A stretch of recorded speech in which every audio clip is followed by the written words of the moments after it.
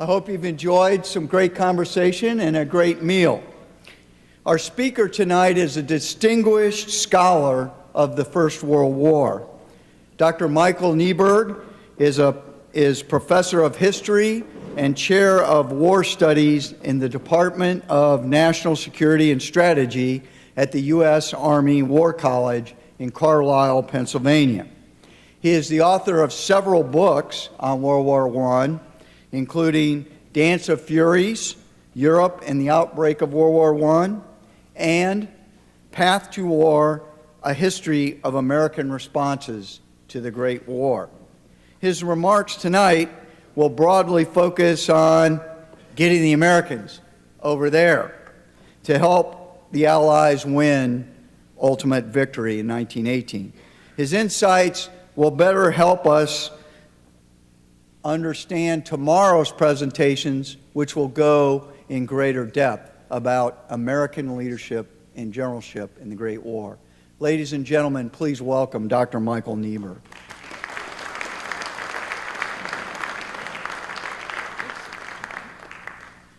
Thank you, everyone, for coming. Thank you to General P. For the hospitality here again at VMI, to Speaker Cox, Colonel Gray, and especially Major Connolly, wherever she is, for all the work that she did to get me here and get all of this organized. I know how tough that is to do.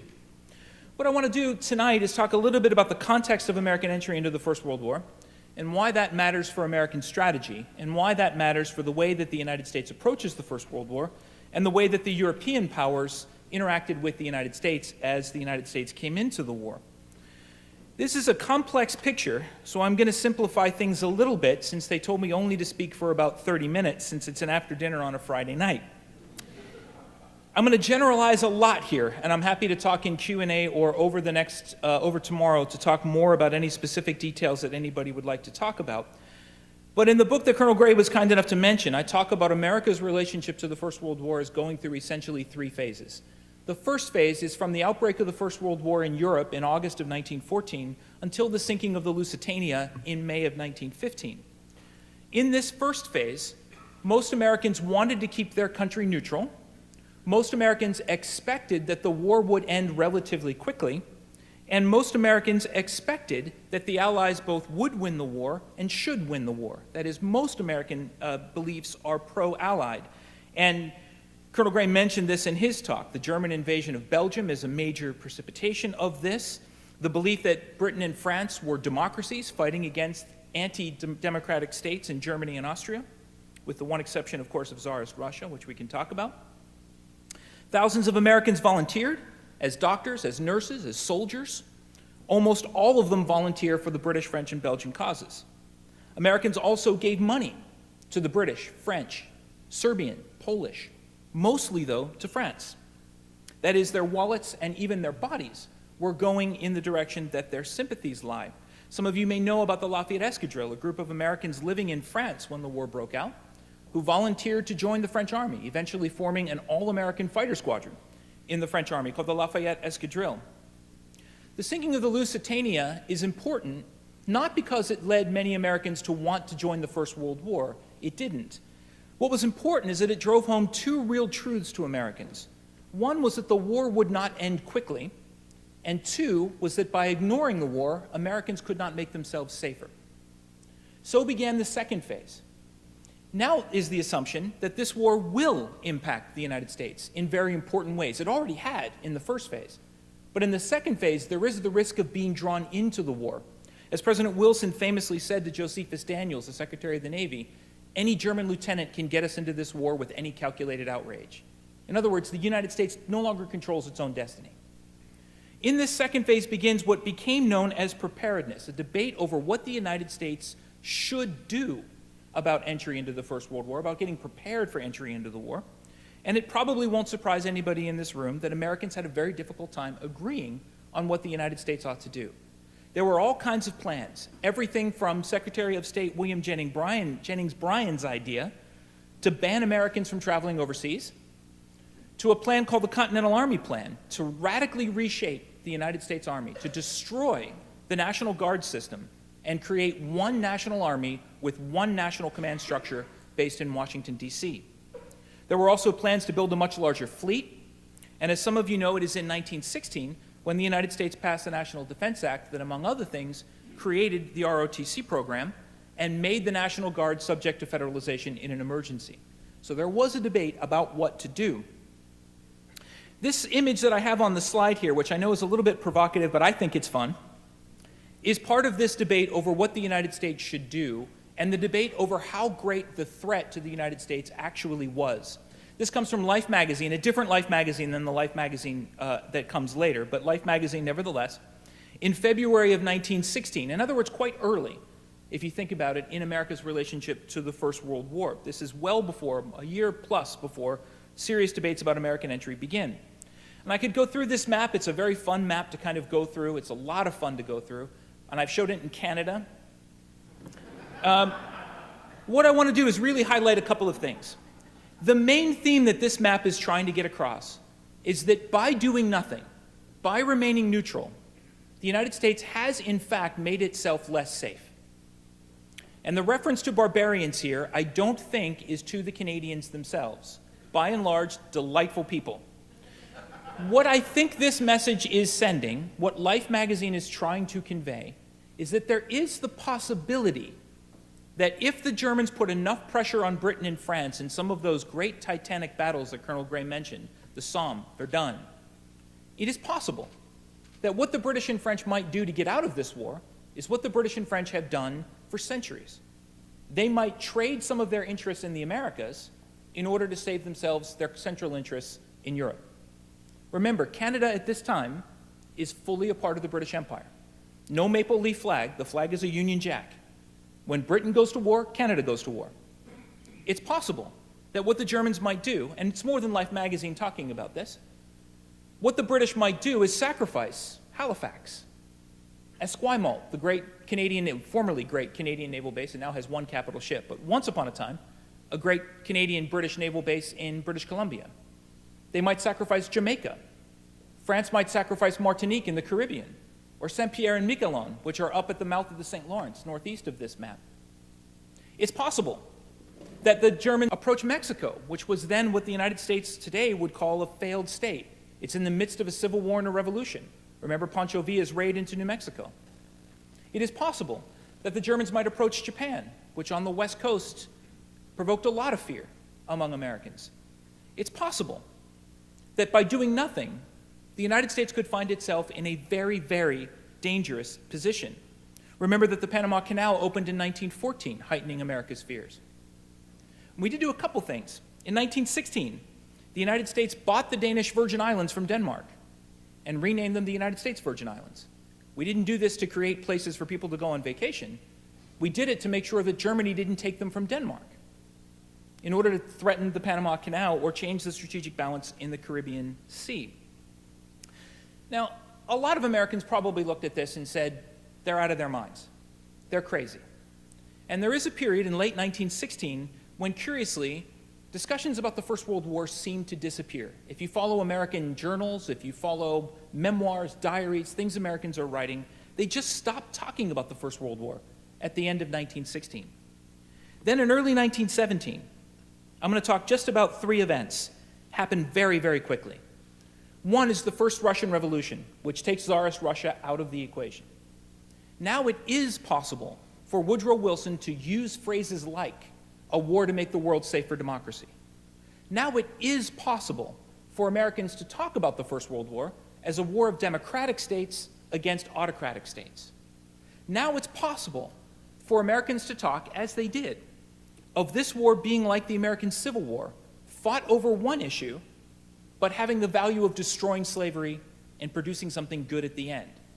Now Americans can say, if we do get involved in this war, and it removes this threat that Germany poses to the United States, and it removes autocratic governments and puts democracies in their place in Europe, it might be worth doing.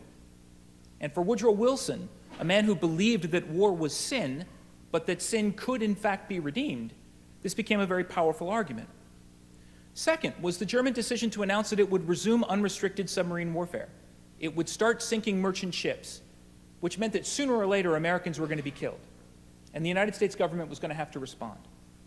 And third, and in my view, probably the most dynamic, maybe not most important, but easily the biggest headline grabber, is the release of the Zimmermann telegram from Germany to Mexico, telling the government of Mexico that Germany would start sinking American ships, that Germany expected the United States to declare war when they did, and that Mexico could, if it wanted, invade the southwestern United States, where you see that little American reservation right there, with its capital of Goose. If it did, Germany would make sure that Mexico got back Texas, Arizona, and New Mexico. Then the telegram says, would the president of Mexico please discuss this with the Japanese government? Now that map doesn't look quite so far-fetched. Now that map looks like something that Americans have to worry about. We can talk more about this in the next day or two. I don't want to spend too much time harping on this, but I do want to highlight two important conclusions that come out of this. The first is, American interests in this war, in my view, are not nearly the same as those of their two principal allies. In my view, the United States went to war in April 1917 because this threat suddenly became too real to ignore anymore. Remaining neutral had made the country less safe, not more. It's why, as I'll come back to, I think tomorrow,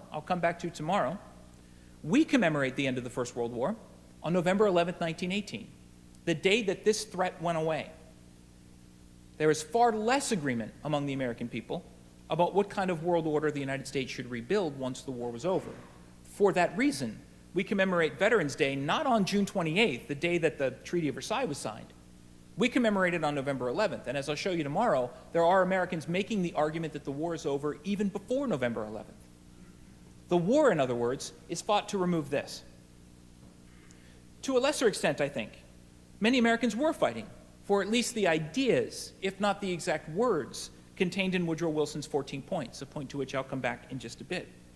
The main thing I want to emphasize here on this first slide is that neither of these goals is a principal strategic goal of the British or the French. That's why President Wilson announces that the United States would not sign the 1915 Treaty of London, and it's why President Wilson insisted on the United States being called an associated power, not one of the allies.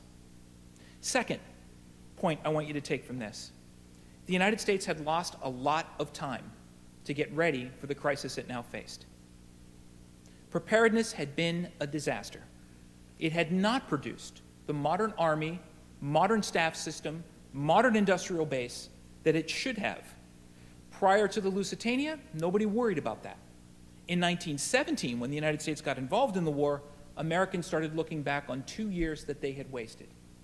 The United States was not ready. The European context, as Colonel Gray mentioned in 1917, second half of 1917, when the United States gets in, most senior Allied generals thought the Allies would still win, but there was no guarantee that they would do so. There were at least 3 disastrous Allied campaigns in 1917. The so-called Nivelle Offensive, which happens just as the United States is getting into the war, on the Chemin des Dames in France. This image is from the Third Battle of Ypres, or Passchendaele, the most disastrous of the Allied offensives of 1917 in terms of sheer number, and the Italian collapse at the Battle of Caporetto. That's all bad. Even worse on the strategic level, Russia was getting out of the war, meaning that Germany could now focus its attention exclusively on one front, the Western Front. Those are very bad things. Why then did the Allied command think it was still likely to win eventually? 1, the British blockade was clearly working and starving the Germans of food. Second, the Allies were aware that the Ottoman Empire and the Austro-Hungarian Empire, the 2 most important of Germany's allies, were weakening. The Austro-Hungarian Empire, for reasons that are really interesting, believed that it had nothing left to fight for once the Treaty of Brest-Litovsk took Russia out of the war. The Austrians didn't care who won on the Western Front in France. Third, the longer the war went on, the harder it would be for Germany to sustain it. Germany had no overseas empire, weak allies, and limited resources. On the other hand, with the United States in the war, the Allies had access to unfettered American money, American credit, American industry, and American manpower. Not only was it unfettered, the United States was willing to give it all up voluntarily, with strings attached. So, in late 1917, Allied grand strategy focused in large part on just holding on in 1918.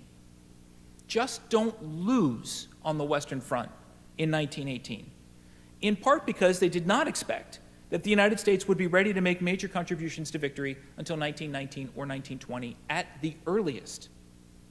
So, on the Western Front, Allied armies in most places, not all, but most places, began to build extensive what were known as defense in-depth networks. Not just one trench line, not two, not three, but in some cases 4 or even 5 trenches of defense, with the main line of resistance being in the second or third line of those trenches, to wear down any attack that the Germans might do. And where the Allies put these in place, they worked very, very well. Where they didn't put them in place, they experienced problems. Second, the Allies chose to focus on other fronts, especially the British. This is the famous picture of General Edmund Allenby, nicknamed the Bloody Bull, walking into Jerusalem in December 1917, ending 1,300 and some years of Muslim rule over the holy city of Jerusalem. A very, very famous image and a famous moment for Great Britain. Now Britain controls the holy city, something no Briton could possibly have imagined would ever have been possible, even 2 years earlier. Now Great Britain has to figure out how to govern this place. This is not a bug in the system, this is a feature. This is what the British were trying to accomplish. This is what British grand strategy wanted to do. Don't lose on the Western Front while pursuing victories somewhere else. This strategy was not entirely to America's liking. The United States didn't declare war on the Ottoman Empire in April 1917. They didn't declare war on the Austro-Hungarian Empire. To the United States, the clear center of gravity is the Western Front in France. Still, most Americans also expected that this war would go into 1919, 1920, or in the nightmare imaginings of some people at the U.S. Army War College, then based in Washington, perhaps 1921 or 1922. The United States needed to prepare for a long, long war. And almost everybody agreed that with the United States in the war, time clearly favored the Allies. The longer the war went on, the less likely it was that Germany could emerge victorious. In theory, this strategy of waiting ought to have worked pretty well for the United States. The Americans needed time. We needed to figure out how to recruit an army. We needed to figure out how to train that army. We needed to figure out where the officers were going to come from, where the NCOs were going to come from.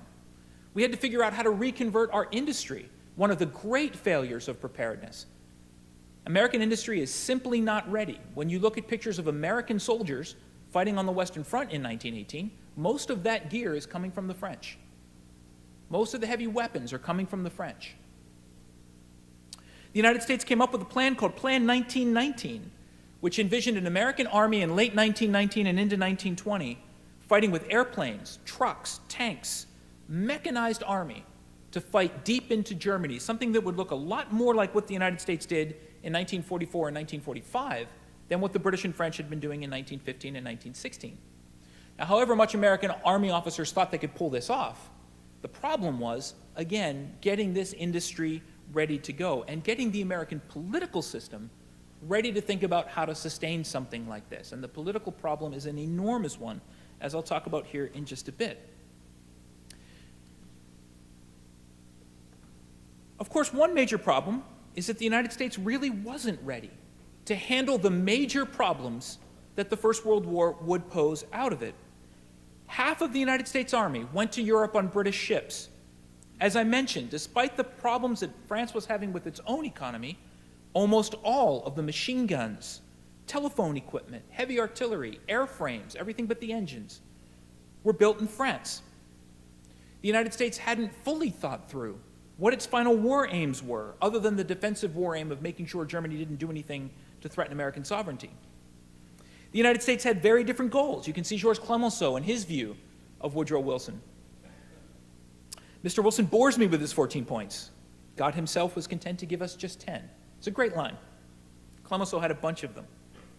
The 14 points talk about things like open diplomacy, a limit on national armaments, freedom of the seas, a fair adjustment of colonial issues, all things that the British and French are not in the least interested in, but the Germans are. So it should come as no surprise that the Germans like the 14 points an awful lot more than the British and French do.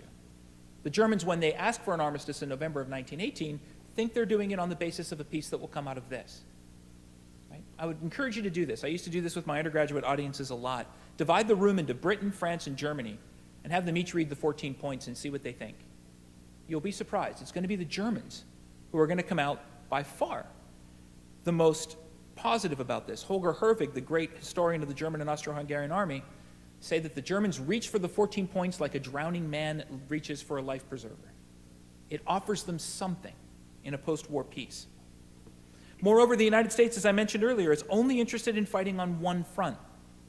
The United States is not interested in fighting against the Austro-Hungarian Empire or the Ottoman Empire, despite America's clear statement in 1915 and 1916 that somebody should be doing something about the massacre of the Armenians. When asked by the British and French to do something about it, President Wilson demurred. On the strategic level, the leadership level, the United States made 3 responses.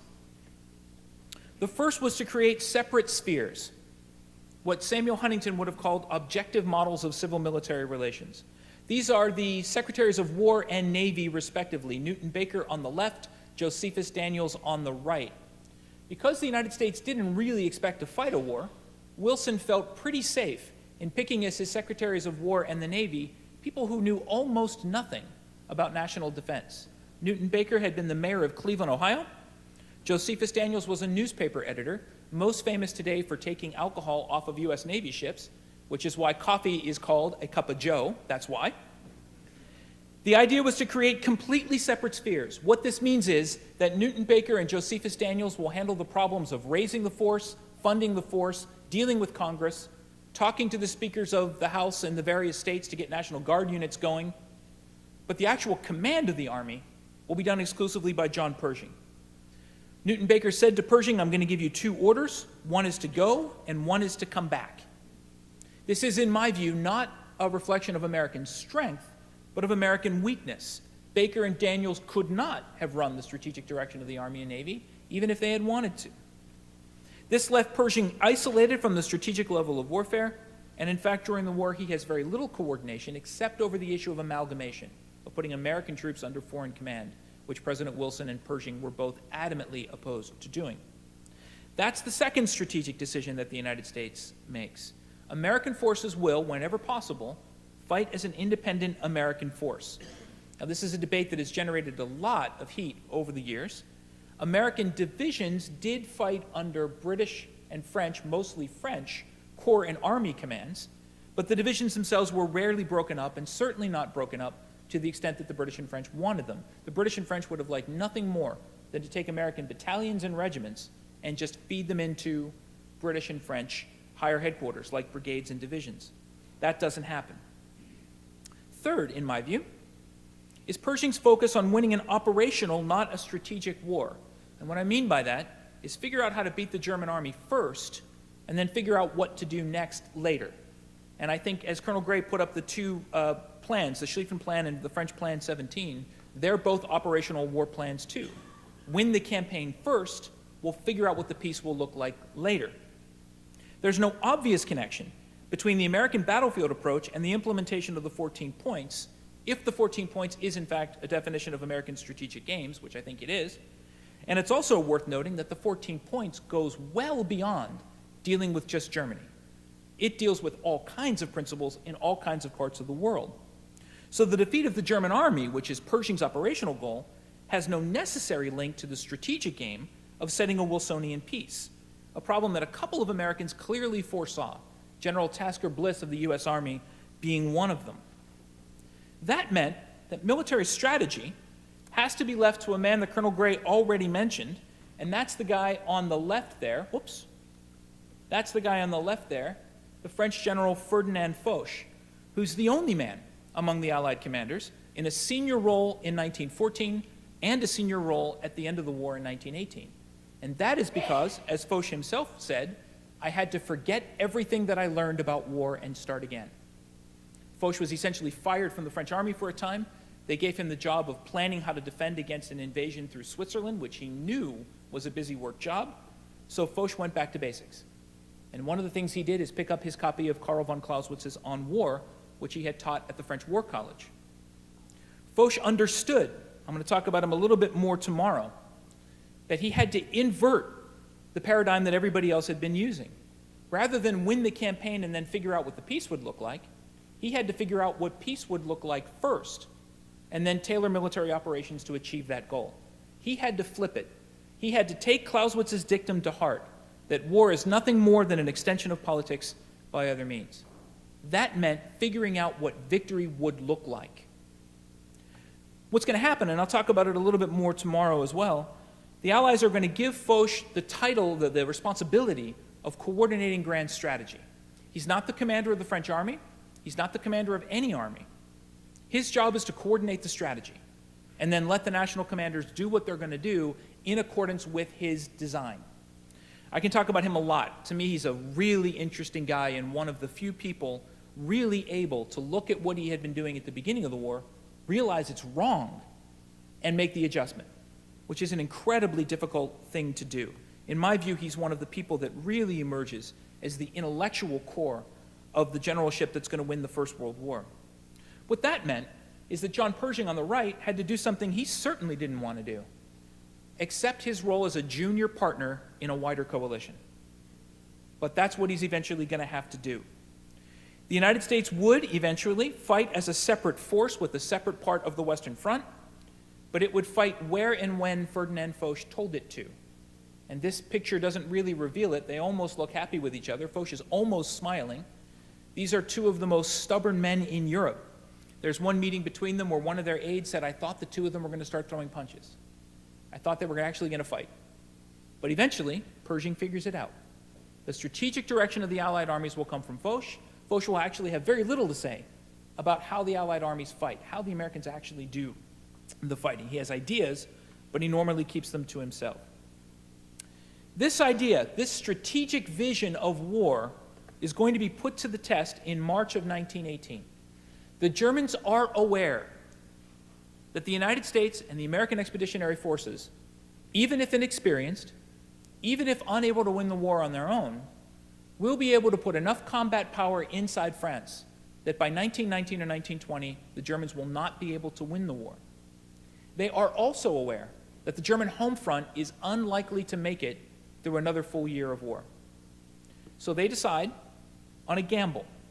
They decide on another series of offensives in the West that will become known as the Spring Offensives, or they'll become known for the man who designed them, Erich Ludendorff, the Ludendorff Offensives. And when Ludendorff puts this together, he says, in classic operational thinking, we will punch a hole and then we will see. In other words, he doesn't know what the strategic goal of his own army is. So what's going to begin to happen here? Ludendorff will target first the British up here in March of 1918. Then he's going to look for places on the Western Front where those defense-in-depth systems that I talked about never really get put in place the way they should. So he's going to target General Duchesne right here along the Chemin des Dames, which did not put that deep penetration in. So you can start to see what's beginning to happen here. All of this stuff in pink, after a very static, immobile Western Front for the most part, now all of a sudden it's starting to move. And you can imagine the panic, the fear that this is going to begin to impose. Paris is right there. And David Zabecki, the great historian of this series of offensives, says that the Germans missed their chance. They became over-focused on the wrong parts of the Western Front. Instead of focusing on the critical, strategic, potentially decisive things, like major railroad junctions, what they were hoping to do is force the British to go to the Channel ports, force the French to come to Paris. That's that hole they're going to open up, and then we'll see. As a result, Zabecki argues, and I think he's right, they missed a chance to do real damage to the Allies by taking away those critical rail junctions that support these enormous armies on the Western Front. They know that it's probably the last time they're going to be able to conduct a major offensive. In other words, they win the war before the Americans can get their stuff together, or they're not going to win it at all. And this is what they're going to do in the spring of 1918. As I'll talk a little bit about tomorrow, it will begin to expose the weaknesses of the German system, and it will begin to demonstrate the strengths of the Allied system. American soldiers will fight at Cantigny, which is the first time Americans fight on the Western Front. They're going to fight at Château-Thierry, which is right there, which is the closest geographically that the Germans come to Paris. They're going to fight in separate units inside corps and armies of the French, mostly the French and the British command. In other words, it will be the French who will do an awful lot of the staff work. American soldiers will come down into this region, into what were called rest sectors by the French, or what the British called egg and chip sectors, meaning you could cook on the Western Front because it was quiet, meaning that those soldiers, experienced French soldiers, could come up and take part in these battles up here. And there are definitely reports, isolated, of some French soldiers not being all that happy to see the Americans come into their nice, cushy egg and chip sectors. Nevertheless, French morale goes up. There's a threat to France. There's a need for us to go. German supply lines, of course, extend through this, while Allied supply lines grow shorter. And it quickly becomes obvious to the Germans as they start overrunning Allied supply depots and seeing hordes and hordes of supplies stamped "Made in the United States," that all that stuff their commanders had been telling them, that the submarines are sinking American ships, cannot possibly be true. And the turning point is going to come right here. In July of 1918, when the Germans begin their 5th major offensive. Only this time, Ferdinand Foch not only knows where it's going to happen, not only knows when it's going to happen, he knows exactly how it's going to happen. And this is the so-called Second Battle of the Marne that's going to turn the tide and is going to put the Allied armies, with the United States playing a critical role here, in a position to win this war, not just help the Allies not lose it. And that's a theme that I will turn to tomorrow. Thank you very much, and I'll be happy to take any questions that you might have.